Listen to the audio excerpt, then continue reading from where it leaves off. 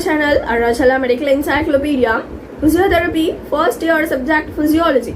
இந்த physiologyல இருக்கிற ஒரு முக்கியமான சாப்டர் எண்டோக்ரைன் சிஸ்டம். இந்த எண்டோக்ரைன் சிஸ்டம்ல Tamil Nadu doctor MGR medical university படி என்ன சிலபஸ் இருக்கோ அந்த சிலபஸ் மொத்தத்தையும் நான் உங்களுக்கு வீடியோ லெக்சர்ஸா அப்லோட் பண்ண போறேன். அதுல நம்ம இன்னைக்கு பார்க்க போறது எண்டோக்ரைன் சிஸ்டமோட இன்ட்ரோடக்ஷன். எண்டோக்ரைன் சிஸ்டம்னா என்ன அப்படிங்கிறதுக்கான இன்ட்ரோடக்ஷனை தான் நம்ம இந்த கிளாஸ்ல பார்க்க போறோம். எண்டோக்ரைன் சிஸ்டம் அப்படின்னா என்னன்னா, நம்ம பாடியில நிறைய எண்டோக்ரைன் கிளாண்ட்ஸ் இருக்கு. எண்டோக்ரைன் கிளாண்ட் அப்படின்னா இந்த கிளாண்ட்ல இருந்து ஏதோ ஒரு கெமிக்கல் செக்ரேட் ஆக போது அதை நான் எண்டோக்ரைன் கிளாண்ட் அப்படின்னு சொல்றேன். எண்டோக்ரைன் கிளாண்ட்ல இருந்து ஒரு கெமிக்கல் செக்ரேட் ஆக போது அந்த கெமிக்கலுக்கு பேரு ஹார்மோன். அந்த ஹார்மோனுக்கு ஒவ்வொரு ஃபங்க்ஷன் இருக்கும். ஒவ்வொரு கிளாண்ட்ல இருந்து ஒவ்வொரு ஹார்மோன் செக்ரேட் ஆகும். ஒவ்வொரு ஹார்மோனுக்கும் ஒவ்வொரு ஃபங்க்ஷன் இருக்கும். இது எல்லாத்தையும் பத்தி நம்ம டீட்டெயிலா படிக்கிறது தான் எண்டோக்ரைன் சிஸ்டம். எண்டோக்ரைன் சிஸ்டம்ல நிறைய எண்டோக்ரைன் கிளாண்ட் இருக்கு. ஒவ்வொரு எண்டோக்ரைன் கிளாண்ட்ல இருந்தும் நிறைய ஹார்மோன் செக்ரேட் ஆகும். ஒவ்வொரு ஹார்மோனுக்கும் ஒவ்வொரு விதமான ஃபங்க்ஷன் இருக்கும்.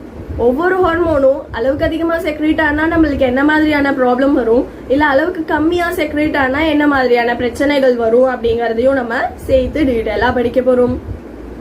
நம்ம பாடியில இருக்கிற எல்லா ஆக்டிவிட்டிஸையும் மெயின்டைன் பண்றதுக்கு ரெண்டு சிஸ்டம் இருக்கு. ஒன்னு நர்வஸ் சிஸ்டம், இன்னொன்னு endocrine system. Nervous system, endocrine system இது ரெண்டுமே சேர்ந்து ஒன்னோட ஒன்னு இன்டராக்ட் பண்ணி தான் நம்ம பாடியில நடக்கிற எல்லா ஆக்டிவிட்டிஸையுமே கண்ட்ரோல் பண்ணுது அப்படின்னு சொல்றாங்க. ஸோ அதுல நம்ம எண்டோக்ரைன் சிஸ்டம் பத்தி டீட்டெயிலா பார்க்க போறோம். கிளாண்ட்ஸ் அப்படின்னு எடுத்துக்கிட்டோம்னாலே நம்மளுக்கு வந்து 2 டைப்ஸ் ஆஃப் கிளாண்ட்ஸ் இருக்கு. முதல்ல கிளாண்ட்னா என்ன அப்படின்னு கேட்டீங்கன்னா, இது ஒரு ஆர்கன். இந்த ஆர்கன்ல இருந்து ஏதோ ஒரு கெமிக்கல் செக்ரேட் ஆக போகுது. இதைதான் நான் கிளாண்ட் அப்படின்னு சொல்றேன். இந்த கிளாண்ட் எடுத்துக்கிட்டீங்கன்னா நம்ம வந்து 2 டைப்ஸ் அந்த கிளாண்டை கிளாசிஃபை பண்றோம். ஒன்னு எக்ஸோக்ரைன் கிளாண்ட், இன்னொன்னு எண்டோக்ரைன் கிளாண்ட் அப்படின்னு சொல்றேன். எக்ஸோக்ரைன் கிளாண்ட், எண்டோக்ரைன் கிளாண்ட் இது ரெண்டு தான் கிளாண்டோட கிளாசிபிகேஷன். எக்ஸோக்ரைன் கிளாண்ட் அப்படின்னு எடுத்துக்கிட்டீங்கன்னா, இந்த கிளாண்ட்ல இருந்து செக்ரேட் ஆக போற கெமிக்கல் நம்ம பாடியோட ஒரு குறிப்பிட்ட இடத்துல மட்டுமே செக்ரேட் ஆகும். For example salivary gland. இப்ப எனக்கு இங்க சலைவரி கிளாண்ட் இருக்கு. சலைவரி கிளாண்ட்ல இருந்து சலைவா அப்படிங்கிற கெமிக்கல் செக்ரேட் ஆகுது. ஆனா அந்த சலைவாங்கிற கெமிக்கல் என் பாடியோட எல்லா இடத்துலயும் செக்ரேட் ஆகாது, வெறும் மவுத்துல மட்டும்தான் செக்ரேட் ஆகும். சலைவரி கிளாண்ட் தான் செக்ரேட் பண்ணக்கூடிய சலைவாவை மவுத் அப்படிங்கிற ஒரே ஒரு இடத்துல மட்டுமே செக்ரேட் பண்ணும். இந்த மாதிரியான கிளாண்டை தான் நான் வந்து எக்ஸோக்ரைன் கிளாண்ட் அப்படின்னு சொல்றேன். ஓகே, ஸோ தான் செக்ரேட் பண்ணக்கூடிய கெமிக்கலை பாடியோட ஒரு குறிப்பிட்ட இடத்துல மட்டுமே செக்ரேட் பண்ணக்கூடிய கிளாண்டை தான் நம்ம எக்ஸோக்ரைன் கிளாண்ட் அப்படின்னு சொல்றோம். எண்டோக்ரைன் கிளாண்ட் எடுத்துக்கிட்டீங்க அப்படின்னா, தான் செக்ரேட் பண்ணக்கூடிய கெமிக்கலை டைரக்டா பிளட்ல மிக்ஸ் பண்ணி விட்டுருச்சுன்னா அதை நம்ம எண்டோக்ரைன் கிளாண்ட் அப்படின்னு சொல்லுவோம். நிறைய நம்மளுக்கு எண்டோக்ரைன் கிளாண்டுக்கு எக்ஸாம்பிள் இருக்கு நம்ம பாடியில. For example adrenal gland. Adrenal gland ஆகட்டும், இல்ல பேங்க்ரியாஸ் ஆகட்டும், இதெல்லாம் நம்மளுக்கு வந்து எண்டோக்ரைன் கிளாண்ட். இந்த எண்டோக்ரைன் கிளாண்ட் தான் என்ன கெமிக்கலை செக்ரேட் பண்ண போதோ அந்த கெமிக்கலை டைரக்டா பிளட்ல மிக்ஸ் பண்ண விட்டுரும். பிளட் அந்த கெமிக்கலை என்டையர் பாடிக்கும் எடுத்துட்டு போகும். ஸோ ஒரு கிளாண்ட் நான் செக்ரேட் பண்ணக்கூடிய கெமிக்கலை ஒரு குறிப்பிட்ட இடத்துல மட்டும் செக்ரேட் பண்ணுச்சுன்னா அது எக்ஸோக்ரைன் கிளாண்ட். டைரக்டா பிளட்ல செக்ரேட் பண்ணுச்சுன்னா அதை நம்ம எண்டோக்ரைன் கிளாண்ட் அப்படின்னு சொல்லுவோம். ஸோ நம்ம எண்டோக்ரைன் கிளாண்டை பத்தி தான் எண்டோக்ரைன் சிஸ்டம்ல டீட்டெயிலா படிக்க போறோம். எண்டோக்ரைன் கிளாண்ட் செக்ரேட் பண்ணக்கூடிய கெமிக்கலுக்கு பேர் தான் ஹார்மோன்ஸ் அப்படின்னு சொல்றோம். இந்த இடத்துல எக்ஸோ எண்டோ அப்படிங்கிறதுக்கு என்ன அர்த்தம் அப்படின்னு தெரிஞ்சுக்கோங்க. எக்ஸோ அப்படின்னா வெளியே அப்படின்னு அர்த்தம். எக்ஸோக்ரைன் கிளாண்ட் எல்லாம் பிளட்டுக்கு வெளியில வந்து செக்ரேட் பண்ண போது அதோட கெமிக்கலை, அதனால அதெல்லாம் எக்ஸோக்ரைன் கிளாண்ட். பிளட்டுக்கு உள்ள தான் செக்ரேட் பண்ணக்கூடிய கெமிக்கலை கலக்கக்கூடிய கிளாண்டை தான் நம்ம எண்டோக்ரைன் கிளாண்ட் அப்படின்னு சொல்றோம். எண்டோனா உள்ள, எக்ஸோனா வெளியே. பிளட்டுக்கு வெளியே வந்து நம்மளுக்கு கெமிக்கலை செக்ரேட் பண்ணக்கூடிய கிளாண்ட் எல்லாமே எக்ஸோக்ரைன் கிளாண்ட்.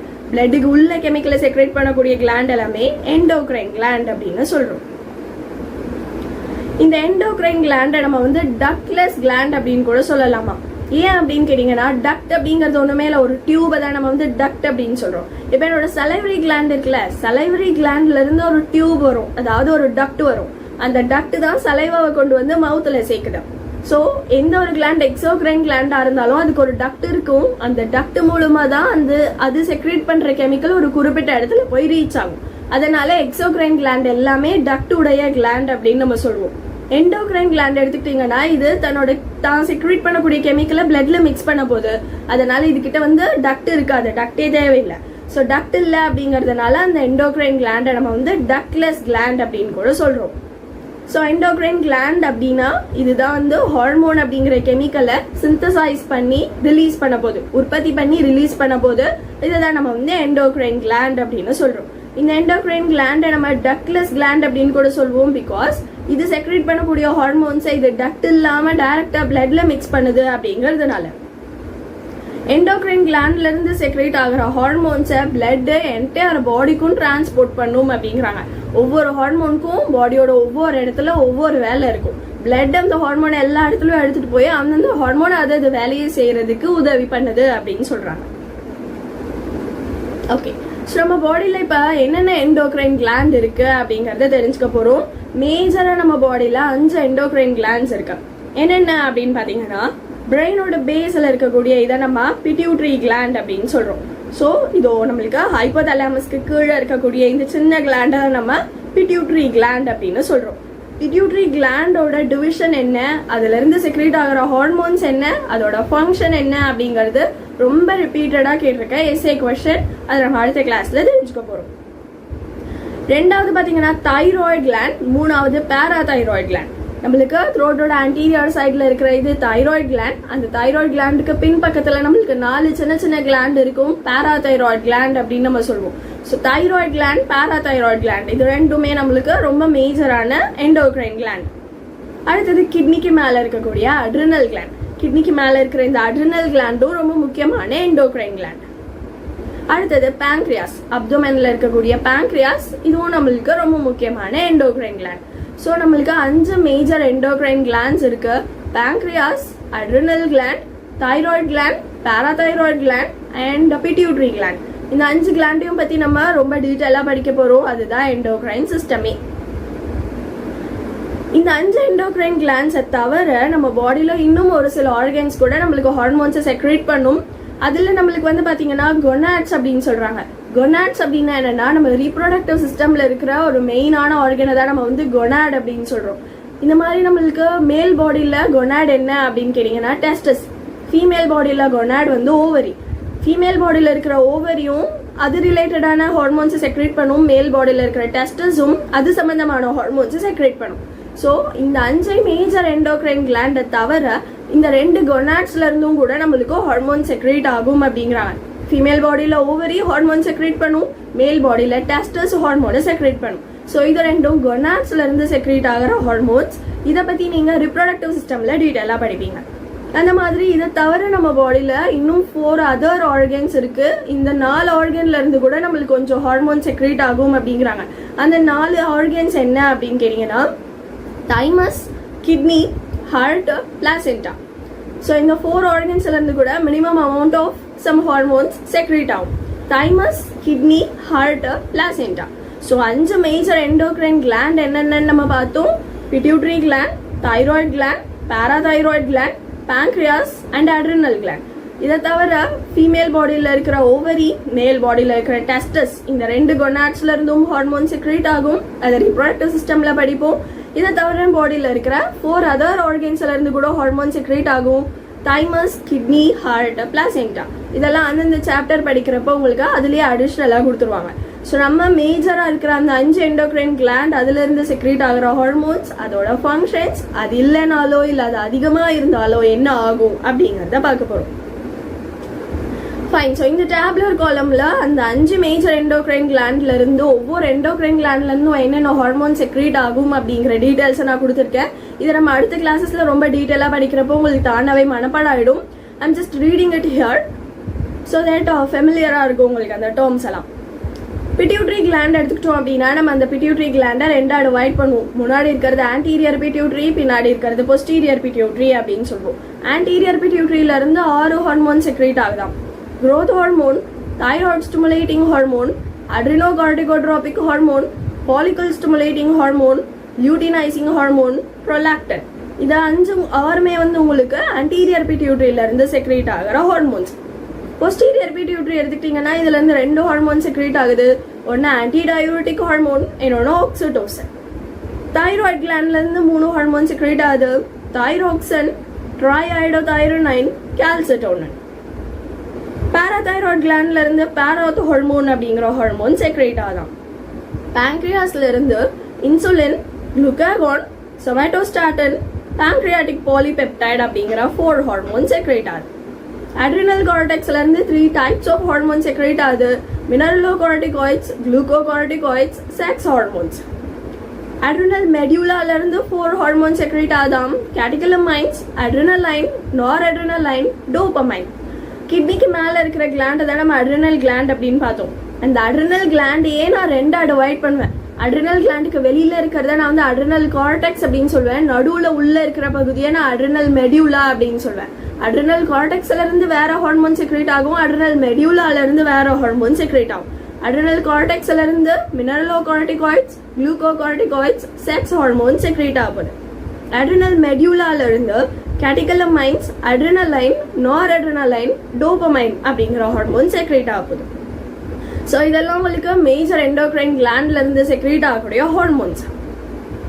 ஃபைன். ஸோ ஹார்மோன்னா என்ன அப்படிங்கிறதுக்கு நம்ம ஒரு இன்ட்ரோடக்ஷனை பார்க்க போகிறோம். ஹார்மோன்ஸ் அப்படிங்கிறது என்ன? எண்டோக்ரைன் கிளாண்ட்ல இருந்து செக்ரேட் ஆகக்கூடிய கெமிக்கல் தான் நான் ஹார்மோன்ஸ் அப்படின்னு சொல்றேன். So hormones R the chemicals synthesized and released by endocrine glands. இந்த ஹார்மோன்ஸை எண்டோக்ரைன் கிளாண்ட் டைரக்டா பிளட்ல வந்து மிக்ஸ் பண்ண போகுது. ஒரு ஹார்மோனோட கெமிக்கல் நேச்சரை வச்சு நான் அந்த ஹார்மோனை 3 டைப்ஸா கிளாஸிஃபை பண்றேன். ஒன்று ஸ்டெராய்டு ஹார்மோன், இன்னொன்று புரோட்டீன் ஹார்மோன், மூணாவது தைரோசைன் டெரிவேட்டிவ் ஹார்மோன் அப்படின்னு சொல்லிட்டு 3 டைப்ஸா கிளாஸிஃபை பண்றேன். ஒரு ஹார்மோன் எதுல இருந்து உருவாயிருக்கு அப்படிங்கறத பொறுத்து, என்ன கெமிக்கல்ல இருந்து உருவாயிருக்கு அப்படிங்கறத பொறுத்து ஹார்மோன்ஸை நான் 3 டைப்ஸா கிளாஸிஃபை பண்றேன். Steroid hormones, protein hormones, tyrosine hormones அப்படின்னு சொல்லிட்டு. ஸ்டெராய்டு ஹார்மோன்ஸ்னா என்ன அப்படின்னு பார்த்தோம்னா, ஃபேட்ல இருந்து, அதாவது கொலஸ்ட்ரால்ல இருந்து உருவாகிற ஹார்மோன்ஸ் தான் நம்ம ஸ்டெராய்டு ஹார்மோன்ஸ் அப்படின்னு சொல்றோம். Steroid hormones R the hormones synthesized from cholesterol or its derivatives. இந்த மாதிரி ஸ்டெராய்டு ஹார்மோனை செக்ரேட் பண்ணக்கூடியது நம்ம பாடியில இருக்கிற adrenal gland, gonads, placenta. Adrenal கிளாண்ட்ல இருந்தும் பிளாசென்டால இருந்தும் கொனாட்ஸ்ல இருந்தும் செக்ரேட் ஆகிற ஹார்மோன்ஸ் எல்லாமே ஸ்டெராய்டு ஹார்மோன்ஸ் அப்படின்னு சொல்றாங்க. ரெண்டாவது டைப் ஆஃப் ஹார்மோன் பாத்தீங்கன்னா புரோட்டீன் ஹார்மோன். புரோட்டீன் ஹார்மோன் அப்படிங்கிறது நம்மளுக்கு புரோட்டீன் சப்ஸ்டன்ஸ்ல இருந்து செக்ரேட் ஆகக்கூடிய ஹார்மோன்ஸ் தான் நம்ம வந்து புரோட்டீன் ஹார்மோன்ஸ் அப்படின்னு சொல்றோம். இது ஸ்மால் பெப்டைடாகவும் இருக்கும், லார்ஜ் பெப்டைடாகவும் இருக்கும் அப்படின்னு சொல்றாங்க.